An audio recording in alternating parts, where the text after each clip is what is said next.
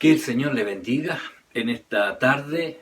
Ya pasó la lluvia, ahora está el frío ya de este día jueves, donde vamos a retomar lo que estamos viendo cada día jueves, avanzando en esta carta de Pedro, esta primera carta de Pedro, que nos ha ido mostrando ya cómo debemos enfrentar los momentos difíciles. El jueves pasado mencionó 4 peligros, ¿ya? Que suceden cuando uno se relaja en la vida espiritual. El peligro de la oración superficial, esa que es oración por cumplir. El peligro cuando se enfría el amor. Primero el amor hacia Dios, ¿ya? Amando otros dioses con minúscula, dioses con mayúscula, pero los dioses son con minúscula, mostrando amor a otros dioses. El peligro de no mostrar el amor hacia los hermanos, y ahí Pedro habla derechamente sobre la hospitalidad. Y el cuarto peligro que el jueves pasado veíamos, el peligro de ministrar pobremente ya lo que el Señor a nosotros nos ha entregado, hacerlo pobremente. Pero hoy tenemos otro peligro, el cual Pedro nos va a hablar, y para esto vamos a leer lo que la palabra del Señor dice, ¿ya? Y la verdad es que el peligro que ahora Pedro nos muestra es el peligro de sorprendernos cuando pasamos alguna situación difícil, de sorprendernos, de sentirnos sorprendidos. Y por eso Pedro escribe esta parte ya hablando sobre que no nos sorprendamos. Y para esto vamos a leer ahí Primera de Pedro, capítulo 4, desde el versículo 12 hasta el 19, ¿ya? Primera de Pedro 4, del 12 al 19. ¿Lo tiene? Yo voy a compartir esta palabra, luego cuando pasemos a la presentación, voy a ponerla en otra traducción más moderna, el mismo pasaje, y vamos a ir desglosando paso a paso estos versículos. ¿Ya? Primera de Pedro 4, del 12 en adelante, dice así la palabra del Señor. Amados, no os sorprendáis del fuego de la prueba que os ha sobrevenido como si alguna cosa extraña os aconteciese, sino gozaos, por cuanto sois participantes de los padecimientos de Cristo, para que también en la revelación de su gloria os gocéis con gran alegría. Si sois vituperados por el nombre de Cristo, sois bienaventurados, porque el glorioso Espíritu de Dios reposa sobre vosotros. Ciertamente, de parte de ellos, Él es blasfemado, pero por vosotros es glorificado. Así que ninguno de vosotros padezca como homicida o ladrón o malhechor o por entrometerse en lo ajeno. Pero si alguno padece como cristiano, no se avergüence, sino glorifique a Dios por ello. Porque es tiempo que el juicio comience por la casa de Dios. Y si primero comienza por nosotros, ¿cuál será el fin de aquellos que no obedecen el Evangelio de Dios? Y si el justo con dificultad se salva, ¿en dónde aparecerá el impío y el pecador? De modo que los que padecen según la voluntad de Dios, encomienden sus almas al fiel Creador y hagan el bien. Vamos a orar al Señor y le vamos a dar gracias y vamos a pasar a ver la presentación y vamos a ir escudriñando la Escritura este día jueves. Oramos. Padre, gracias le damos por la bendición que es poder leer su palabra. Y gracias por los hermanos que están siguiendo esta secuencia, escudriñar la Escritura, escarbar, sacar lo más precioso, y le pido que usted nos ayude. Oro por los que están pasando dificultades, oro por los que están pasando problemas, oro por aquellos que están pasando tiempos difíciles, para que por medio de esta palabra entiendan y puedan comprender que no deben sorprenderse, sino ahora entender el propósito por el cual Dios permite todas las situaciones que vivimos. Le doy gracias, Señor, y ayúdenos a entender y a comprender los tiempos que usted tiene para su gloria. Gracias, Señor. Bendíganos con su presencia y ministre usted nuestras vidas. En el nombre de Jesús. Amén y amén. Que el Señor nos bendiga. Y ahora pasamos a la presentación diciendo esta típica palabra cuando dicen, ¿por qué a mí? Que el Señor nos bendiga. Amén, amén.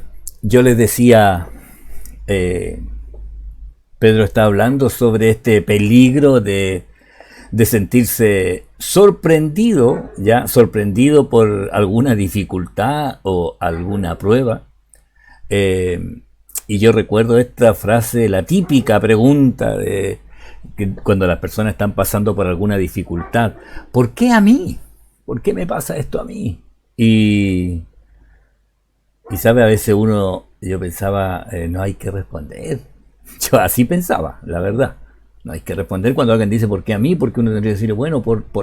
Y recuerdo siempre que ahí en el año 2002, cuando yo recién estaba comenzando y estaba en el Instituto Bíblico, eh, el pastor Vicente Ulloa, contó ahí en una clase que una hermana ahí de la iglesia le había hecho esto, o sea, contándole toda la situación difícil que estaba viviendo, y la hermana le había dicho: pastor, ¿por qué a mí? ¿Por qué a mí? Y yo ahí dije, yo puse atención porque estaba empezando ahí como pastor aquí en Ojos de Agua, y saber qué responder. Y el pastor dice, y bueno, y yo le respondí, ¿y por qué no? ¿Por qué no a usted? O sea, a otros sí, pero a usted no. Y ahí yo dije, uy, verdad, porque cuando uno dice ¿por qué a mí? Es como diciendo, yo no me lo merezco. Y aquí Pedro está haciendo esta advertencia, este peligro de sentirse sorprendido como si algo extraño pasara, si nos pasa algo malo. Y este mismo pasaje que leí antes en la versión Dios habla hoy, dice así: queridos hermanos, no se extrañen de verse sometidos al fuego de la prueba como si fuera algo extraordinario. Al contrario, alégrense de tener parte en los sufrimientos de Cristo para que también se llenen de alegría cuando su gloria se manifieste. Dichosos ustedes si alguien los insulta por causa de Cristo, porque el glorioso Espíritu de Dios está continuamente sobre ustedes. Si alguno de ustedes sufre, que no sea por asesino, ladrón o criminal, ni por meterse en asuntos ajenos. Pero si sufre por ser cristiano, no debe avergonzarse, sino alabar a Dios por llevar ese nombre. Ya ha llegado el tiempo en que el juicio comience por la propia familia de Dios. Y si el juicio está comenzando así por nosotros, ¿cómo será el fin de los que no obedecen el Evangelio de Dios? Y si el justo con dificultad se salva, ¿qué pasará con el malvado y el pecador? De manera que los que sufren según la voluntad de Dios deben seguir haciendo el bien y poner sus almas en manos del Dios que los creó, pues Él es fiel. Él es fiel. ¿Sabe? Considerando esto, la vida de los cristianos en los primeros 200 años, ¿sabe?, era muy diferente a la que nosotros hoy vivimos. Para ellos la prueba significaba algo muy distinto a lo que es hoy para nosotros la prueba. ¿Sabe? Porque leyendo unos escritos ya sobre la historia de la iglesia primitiva, hay mucha información, pero hay uno que transcribí aquí, el doctor Herbert Gurkman,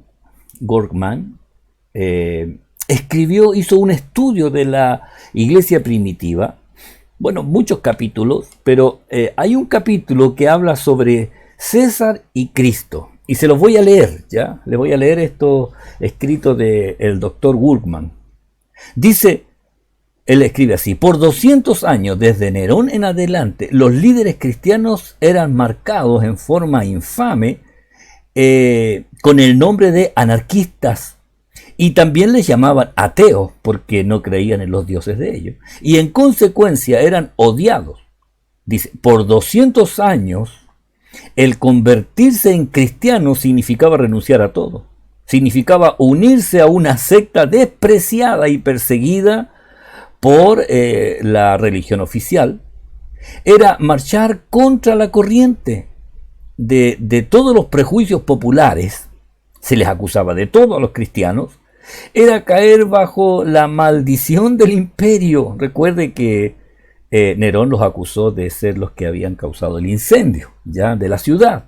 Era exponerse en cualquier momento a ser encarcelado, a ser muerto en la forma más espantosa imaginable.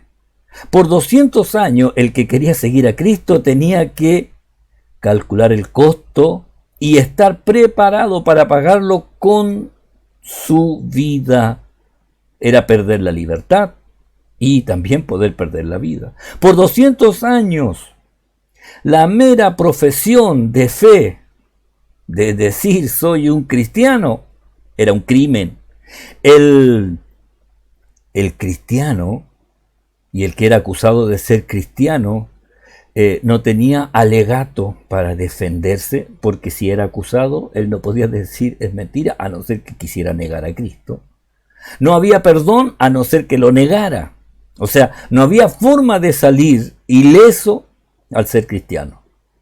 Y la única pena era condenado a muerte. El ser cristiano era condenado a muerte. En ese periodo de tanta violencia, la sola mención del nombre de Cristo era caer en tormento, era ser untado con brea ardiente, significaba ser arrojado a las fieras, ya como un espectáculo. Y en el caso de las señoritas, las doncellas, dice Workman, dice las doncellas, era ser sometidas a la infamia, que para ellas era peor que la muerte, peor que la muerte. ¿Sabe? Entonces cuando ahora Pedro está pensando en las dificultades, no está pensando en que un cristiano diga, ¡ay, qué lata, hace tanto frío y no tengo estufa! Esa no era una dificultad para él, ni era una prueba. No es porque el que fue al supermercado y no encontró la marca de los fideos que le gustan, y decir, ¡oh, Señor, ¿por qué estoy pasando esta tribulación? No es porque se le cortó la luz justo a la hora que quería ver la serie. No es porque hay mucho barro en las calles, no es porque se mojó con la lluvia de ayer y se le mojaron los zapatos, no es porque no puedo salir a la calle ahora y justo yo quiero salir, no es porque está aburrido en la casa o aburrida en la casa. No, cuando Pedro está hablando de esta tribulación, no se extrañen de verse sometidos a esto, está hablando de lo que leía, ya, de los sufrimientos reales. Entonces, ubiquémonos en el contexto, ¿ya? Y Pedro va a hablar del sufrimiento. ¿Sabe?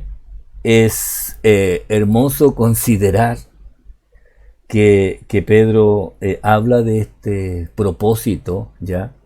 Y el propósito primero de la prueba es corregir. Nunca olvide esto. El propósito de la prueba primero es corregir. Y es hermoso ver que Pedro dice amados. Pedrito dice amados. No os sorprendáis del fuego de la prueba que os ha sobrevenido como si alguna cosa extraña os aconteciese. Oiga, si el propósito de la prueba es corregir, ¿qué cree usted que Dios quiere hacer en nosotros? Corregirnos. Entonces uno dice, oh, pero ¿por qué están pasando estas cosas? ¿Dónde está Dios? Primero Dios permite lo que está pasando porque quiere corregir. ¿Y a quién quiere corregir primero?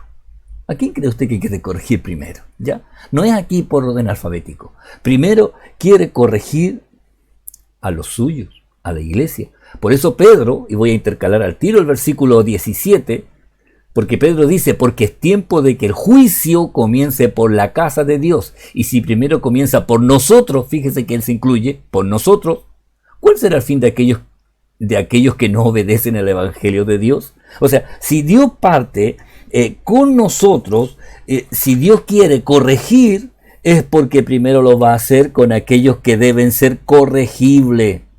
Entonces, hermano, Dios permite el fuego de la prueba para corregirnos, no para condenarnos, porque usted dirá, pero ahí dice el juicio comience por la casa. Esta palabra juicio está relacionada con corrección, no con condenación. La condenación vendrá para aquellos que persisten en la impiedad, o aquellos que continúan en el pecado, o aquellos que no aceptan la corrección porque no quieren cambiar sus vidas. Entonces, el propósito de la prueba, primero, es corregirnos. Y esto no crea que es algo que se le ocurrió a Pedro, ¿ya? Porque esto está en las Escrituras, desde el Antiguo Testamento. Y sabe, cuando uno lee el Antiguo Testamento, hay personas que dicen, no, a mí no me gusta el Antiguo Testamento, a mí me gusta solamente el Nuevo, porque el Antiguo es muy duro, ¿ya? Pero la verdad es que sí, sí, es duro porque, ¿sabe? Buscaba yo en el Antiguo Testamento un pasaje desde donde está la corrección de Dios. Y la verdad es que hay mucho, usted sabe, desde el Éxodo aparece todas las correcciones que hizo Dios. Pero hay uno que me causó un poco de temor. Busqué una traducción más suave, pero al final dije, no, voy a poner lo que sale en la mayoría de las traducciones, o en la mayoría de las traducciones que nosotros tenemos, es Ezequiel 9:6, ¿ya? Ellos habían cometido errores. Vea usted el capítulo 9 y el anterior, pero la orden de Dios es: matad a viejos, jóvenes y vírgenes, niños y mujeres, hasta que no quede ninguno. Y dice, pero ¿cómo? Pero a todo aquel sobre el cual hubiere señal, no os acerquéis. Y, mira aquí, comenzaréis por mi santuario. El juicio comienza por la casa de Dios. Comenzaron pues desde los varones ancianos que estaban, ¿dónde? Delante del templo. Siempre Dios va a comenzar con aquellos que tienen más responsabilidad, o sea, los que conocemos. Entonces Pedro dice, ustedes ahora entraron, ahora son hijos, ¿ya? Hijos, en hebreo habla de la corrección del padre al hijo. Entonces no se extrañen si el padre quiere corregirle, como si algo extraño estuviera aconteciendo. ¿Por qué me pasa esto a mí? ¿Por qué estamos pasando por esto nosotros? La respuesta es obvia, hermano. ¿Saben por qué? Porque hay algo que Dios quiere corregir. Hay algo que Dios quiere corregir. Entonces, ¿por qué Dios permite lo que estamos viviendo ahora, en este caso, la pandemia, la cuarentena? Estar ahí encerrados totalmente en la casa, la gente de Valparaíso, de Viña, con la familia, no poder salir, tener que sacar permiso para salir hasta comprar en el supermercado, hasta para salir a pasear a las mascotas. Bueno, esto está pasando para corregir algo en cada uno de nosotros. Recuerde esto, la iglesia de Cristo es examinada, juzgada por Dios para ser corregida. Y para esto usa como una herramienta el sufrimiento, como un instrumento para que allí, cuando uno está conectado a Dios, se deja moldear por Él. Y se da cuenta, Señor, sí hay algo que debo cambiar en mi vida, y lo pongo delante. Y usted dice, pero yo no sé. Bueno, ore al Señor, que el Espíritu de Dios le hable. ¿Sabe? Dígale, Señor, muéstrame lo que estoy haciendo mal. Y ahí el Señor le va a decir, créale, y el Espíritu Santo le va a hablar. Y le va a decir, hija, hijo, deja de hacer esto. Deja de hablar así, deja de pensar, deja de tener esos pensamientos de odio, deja de juzgar a las personas, deja de guardar rencor hacia él, deja de pensar mal por esto. El Señor le va a hablar, así que tranquilo. Si usted quiere saberlo, dígale y el Espíritu Santo le va a hablar. Lo primero, el propósito de la prueba es corregir. Lo segundo, el propósito de la prueba es participar de los padecimientos de Cristo. Fíjese que el versículo 13 dice, si no gozaos por cuanto soy participante de los padecimientos de Cristo, para que también en la revelación de su gloria os gocéis con gran alegría. Esta es una participación doble, hermano. Ya, por una parte, nosotros participamos con el vituperio de su causa, ¿ya? Participamos del vituperio de la causa de Cristo por el hecho de tener una convicción y una forma de vida distinta a la del mundo, y ahí participamos de los vituperios, porque obviamente cuando nosotros marcamos una moral ya por encima de la moral del mundo, de decir esto no corresponde porque esto es mentir, y la gente pero ¿cómo? Si todo, ya. Cuando usted ahí empieza de inmediato a sufrir estos vituperios y seguramente se van a burlar, Y esta es la parte nuestra, pero la segunda de esta participación doble es que Él comparte con nosotros la fortaleza o el ejemplo de su coraje. Porque cuando usted está pasando por alguna dificultad, al final usted dice, Señor, yo entiendo, lo tuyo fue mucho más que esto. Y si usted está corrigiendo mi vida, a lo mejor es la paciencia, a lo mejor es el orgullo, a lo mejor es el amar a otros, no sé. A lo mejor es solamente ponerse en el zapato de otra persona y usted a lo mejor está pasando por una dificultad para comprender a otros y ponerse en el lugar de otros y amarlos ya en medio de las dificultades. El propósito de la prueba es participar de los padecimientos doblemente. ¿Ya? El tercer propósito de la prueba, aquí que Pedro nos muestra, comprobar el poder que nos acompaña. Oiga, él dice, si soy vituperado por el nombre de Cristo, soy soy feliz, porque el glorioso Espíritu de Dios reposa sobre vosotros. Ciertamente de parte de ellos él es blasfemado, pero por vosotros es glorificado. Felices porque el Espíritu de gloria y de poder reposa sobre vosotros cuando sois probados. Por eso Pablo, cuando escribe de lo personal de un sufrimiento que él tenía, allí en 2 de Corintios dice, y me ha dicho, bástate mi gracia, porque mi poder se perfecciona en la debilidad. Por tanto, de buena gana me gloriaré más bien en mis debilidades, para que repose sobre mí el poder de Cristo. Es que Pablo descubrió, dice, bueno, si estoy pasando esta dificultad, me pongo feliz porque el Espíritu de gloria y poder reposa sobre mi vida. ¿Recuerda lo que le pasó a Esteban cuando lo tomaron para juzgarlo y lo iban a apedrear y él se defendió y ellos se llenaron de odio y lo querían solamente matar? ¿Y qué pasó? Entonces todos los que estaban sentados en el concilio, al fijar los ojos en él, vieron su rostro como el rostro de un ángel. Oiga, la palabra es resplandeció. Resplandeció. Esteban resplandeció porque el Espíritu de gloria y de poder estaba sobre él. ¿Sabe? Lo que sí, nunca olvide que este sufrimiento debe ser por la causa de Cristo. Y Pedro al tiro ahí dice, como él sabía, oiga, nos conoce porque Pedro sabe cómo somos, él de inmediato escribe, así que ninguno de vosotros padezca como homicida o ladrón o malhechor o por entrometerse en lo ajeno. Si hubiera sido chileno, Pedro habría dicho, o por cahuinero. Pero si alguno padece como cristiano, no se avergüence, sino glorifique a Dios por ello, como cristiano, ¿ya? No por una falta, porque si alguien me dice, oiga, ¿sabe? Me despidieron por ser cristiano, y digo, a ver, muéstrame el finiquito. Y en el finiquito dice, incumplimiento grave de la obligación. Ah, no, vos te echaron por flojo. Si lo despiden por haberse llevado algo, y te digo, oiga, a mí me despidieron como cristiano, y digo, a ver, ¿qué dice la causal? ¿Falta de probidad? Ah, no, usted algo sacó del trabajo. No es como cristiano, es como ladrón.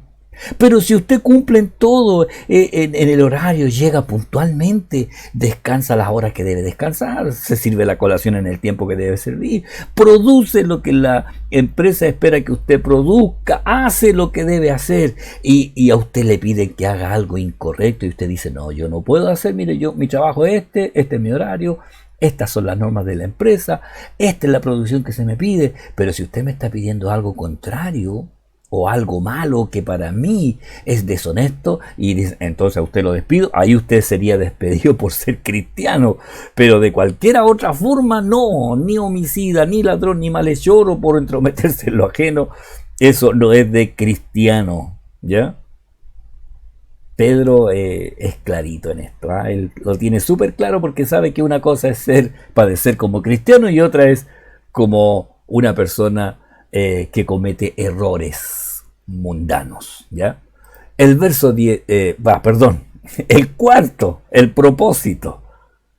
propósito de la prueba es mostrar y tratar con lo que hay en el corazón. Ya lo habíamos dicho, pero aquí Pedro lo enfatiza en el versículo 18. Si el justo con dificultad se salva, ¿es donde aparecerá el impío y el pecador? ¿Sabe? Aquí Pedro no se está refiriendo, porque hay una traducción en medias malas, dice, porque si al justo le cuesta salvarse, como si fuera una obra nuestra, porque recuerde que la salvación es por gracia, ¿ah? Es por gracia que somos justificados, ya no es por algo que nosotros fuéramos buenos, no, éramos pecadores, estábamos lejos ya de Dios, y aquí Pedro está citando un proverbio, ya, pero la idea aquí se refiere al proceso y a todas las dificultades que debe superar en el proceso de corrección el cristiano. ¿Ya? La salvación es gratuita, es un regalo de Dios, que usted en el proceso se dará cuenta de todas las cosas que Dios tiene que tratar con usted, por todas las dificultades que debe superar para alcanzar la salvación completa. Pero si usted no lo hace, y aquí yo debo decirle con mucha claridad, la salvación hasta podría llegar a perderla. Y dice, pero ¿cómo si es un regalo de Dios? Sí, pero si usted desecha el regalo de Dios pecando deliberadamente, sabiendo que hay algo que usted no debe hacer y lo sigue haciendo, el que practica el pecado, Juan dice, es del diablo. Entonces, si superamos todo el proceso que Dios tiene para corregir nuestras vidas, sí, llegaremos al final. En el proceso que tiene Dios de despegar de nuestro corazón lo que no es de Cristo, ¿ya? Algunas cosas que están allí, y en este proceso de las dificultades Dios trata con nosotros. ¿Para qué? Para que podamos llegar hasta el final. En el proceso del crecimiento, si el justo con dificultad se salva, en este crecimiento de alcanzar el final, la meta final, imagínense lo que les va a pasar al impío. ¿Dónde van a aparecer? Oiga, esa sorpresa cuando la gente parta de esta vida y abra los ojos, pensando que se salvaron porque eran buenos, y nadie se salva por ser bueno, solamente por tener a Jesucristo en el corazón. El verso 19, ¿ya? De modo que los que padecen según la voluntad de Dios encomienden sus almas al fiel Creador y hagan el bien. ¿Sabe? Este versículo lo han desglosado algunos en varias partes. Yo en realidad pensé en estas 4. Ya usted se dará cuenta que en los devocionales que subo ahí en Facebook siempre trato de desglosar primero, segundo, tercero. En este versículo 19, primero, de modo que los que padecen, aquí todos podemos caer en esto de padecer, ¿ya? No es pensar que si él es buen cristiano nunca le va a pasar algo malo, no, porque Dios va a tratar con el corazón, no con lo que uno está mostrando hacia afuera. Entonces todos podemos padecer, ¿ya? Según la voluntad de Dios, todos podemos padecer. No aquí el cristiano más malo va a padecer más. No, Dios va a tratar con todos según el nivel del crecimiento en que estamos, ¿ya? Ahora, lo segundo, de modo que los que padecen, dice, según la voluntad de Dios. A veces yo he escuchado, ¿y por qué le está pasando? No, porque Dios quiere que sea. Porque Dios quiere. Y la gente dice, oye, Dios lo que quiere contigo, y que fome. Pero la verdad es por la razón que Dios quiere. Es por la razón. Entonces, cuando Dios, en esto de la voluntad de Dios, lo hace porque quiere corregir. Recuerde siempre, no es porque Dios quiere nomás, es porque Dios tiene una razón para hacerlo en nuestras vidas. Hay una razón de Dios, ¿ya? Recuerde esto. Por eso dice, según la voluntad de Dios, ¿ya? Por un propósito. Lo tercero, encomienden sus almas al fiel Creador. ¿Sabe? Hay que confiar en Dios, que por dura que sea la situación o la prueba o la dificultad, usted no podrá ser destruido porque su alma la tiene el fiel Creador. ¿Sabe? Ni la muerte, que sería lo máximo de sufrimiento, ya decir, oh, pero sí, no, lo máximo. Así que llegarse a perder la vida, su alma la tiene ahí el fiel Creador. Así que tampoco no será destruido, ¿ya? ¿Por qué? Porque ni la muerte nos puede separar de Dios, ni la muerte. Por eso que hay que estar en el proceso de Dios y en la corrección de Dios. Y termina Pedro diciendo, y hagan el bien. O sea, continúen mostrando buenos frutos de Cristo, aún en medio de los sufrimientos.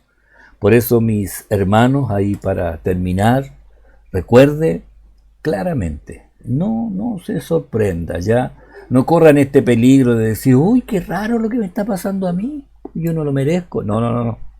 Estamos siendo corregidos por el Señor. La iglesia del Señor, yo quiero decirle, hermanos, Dios está tratando con la iglesia para que usted sea fiel, no porque tiene que ir a la iglesia, sino porque usted ama al Señor en su casa y aparte el tiempo para estar en comunión, aunque no juntos, pero en comunión con los hermanos. Que el Señor nos ayude. Hagamos una oración. Amén. Hagamos una oración. Padre bueno, gracias. Gracias por todo lo que usted permite sobre nuestras vidas. Y le ruego, Señor, que usted haga misericordia sobre cada uno de mis hermanos. Que este momento de escudriñar la Escritura nos sirva para poder entender que usted está corrigiendo. Y si hay algo que aún no entendemos, que podamos pedirle que usted nos ayude a entender lo que estamos viviendo ahora. En el nombre de Jesucristo. Amén y amén. Que el Señor le bendiga, mi hermano, y nos vemos pronto. Muchas bendiciones.